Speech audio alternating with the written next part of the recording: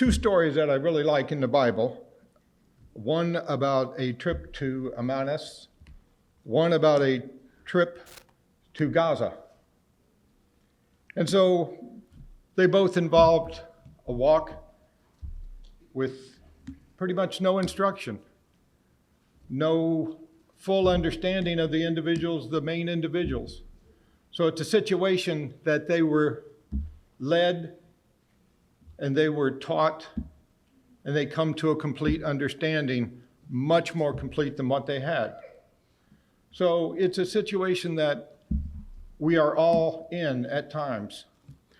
So there were two men that were walking from Jerusalem to Emmaus. That's a 7-mile walk. And they did this after Christ's death and burial and resurrection. And they were very despondent and very rejected.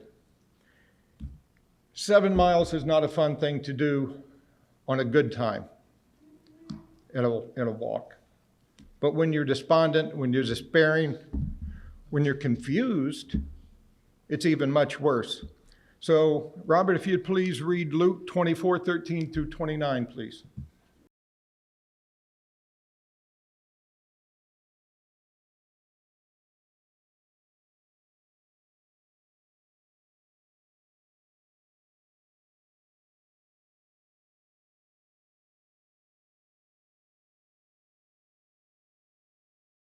So they had a partial understanding. These were disciples. These were people who were there under Jesus. And, you know, there's so many mysteries to this walk. There's so many mysteries to this. Why did Christ pick these two to appear to?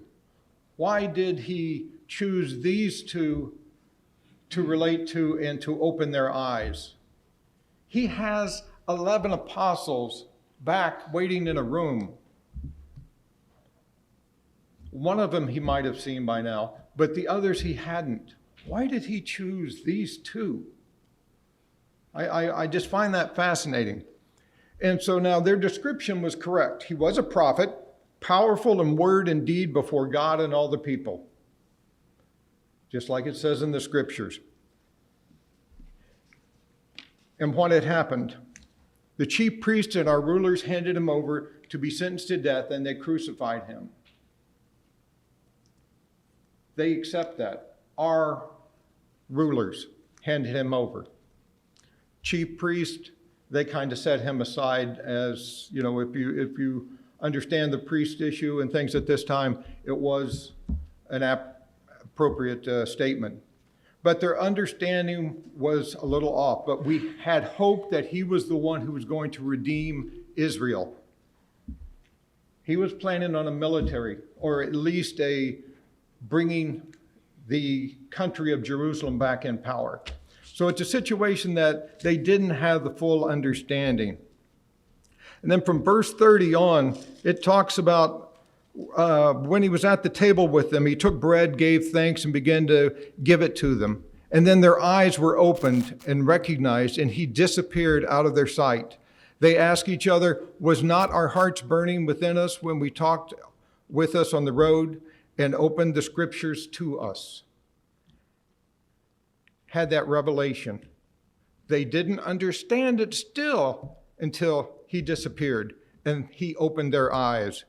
They got up and returned at once to Jerusalem. They found the 11 and those with them assembled together and saying, it is true, the Lord had risen and has appeared to Simon. Then the two told what had happened on their way and how Jesus was recognized by them when he broke the bread. He came back to these two. I find that to be fascinating. And then when they were talking about this, he stood among them and said, peace be with you. He waited for them to do that 7 miles back. And something tells me they hustled a little faster going back than they did when they left. So it's a situation that they were taking the information back, and then Christ says to them, they were startled and frightened, and they saw that they had saw a ghost. He said to them, why are you troubled? Why do doubts rise in your minds? Look at my hands, my feet. It is myself. Touch me and see. A ghost does not have flesh and bones as you see I have. And they still had doubts. They still did not fully understand and comprehend. When he had said this, he showed them his hands and feet, and while he was still did not believe it because of joy and amazement. He asked them, "Do you have anything here to eat?" They gave him a piece of boiled fish, and he took it and ate in their presence. A ghost doesn't need nourishment. A ghost wouldn't ask for that. But he had to do that for fulfillment, for them to understand, for them to accept. He said to them, "This is what I told you while I was still with you. Everything must be fulfilled that is written about me in the law of Moses and the prophets and the Psalms." Then he opened the minds. Then he opened their minds so they could understand the scriptures. He told them, "This is what was written. The Christ will suffer and rise on the third day, and repentance on the third day, rise from the dead, and repentance and forgiveness of sins will be preached in his name to all nations, beginning at Jerusalem. You are witnesses of those things. I am going to send you what my Father has promised, but stay in the city until you have been clothed with the power from on high." Then we talk about the ascension. When he had led them out of the city to the vicinity of Bethany, he lifted his hands and blessed them. While he was blessing them, he left them and he was taken up. Then they worshiped him and returned to Jerusalem with great joy, and they stayed continually at the temple praising God. Their eyes were open. They, even after the resurrection, they understood, but we still see some fuzziness afterwards. But it was a learning process for them, and as Josh mentioned in class. And the other one I like that we just go over real quick is the one talking about from Jerusalem, Gaza. Mike, chapter 8, 26 through 38 of Acts.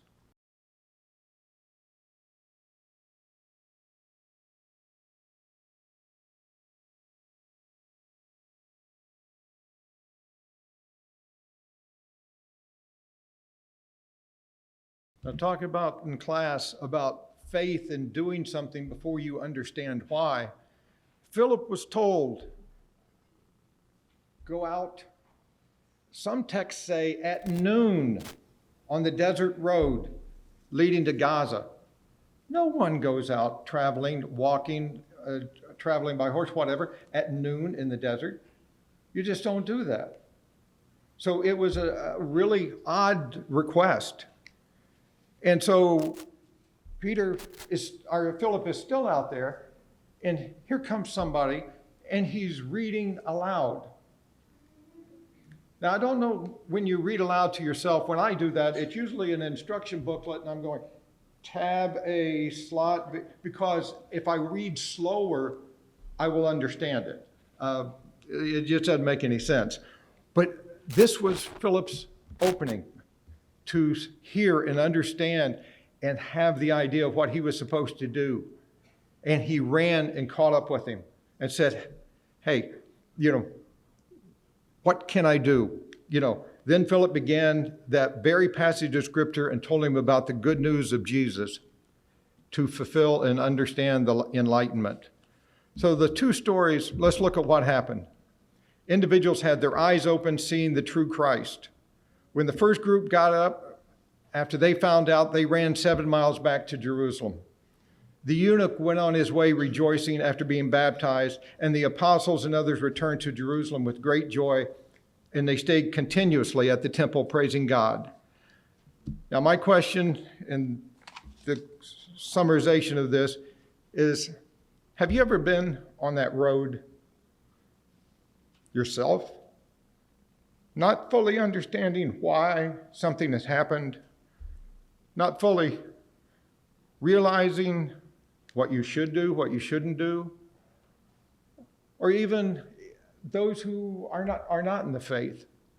Why shouldn't I go to church, like Josh said? Why shouldn't I visit? Why shouldn't I do this?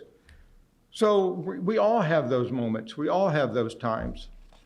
And it's the thing that we have to understand. We have to move off of faith. We have to move off of belief in the scriptures. Is the learning of the scriptures urgent to you? What do you think might have happened to the two men had they not urged Jesus so strongly? Stay with us, for it is nearly evening. The day is almost over.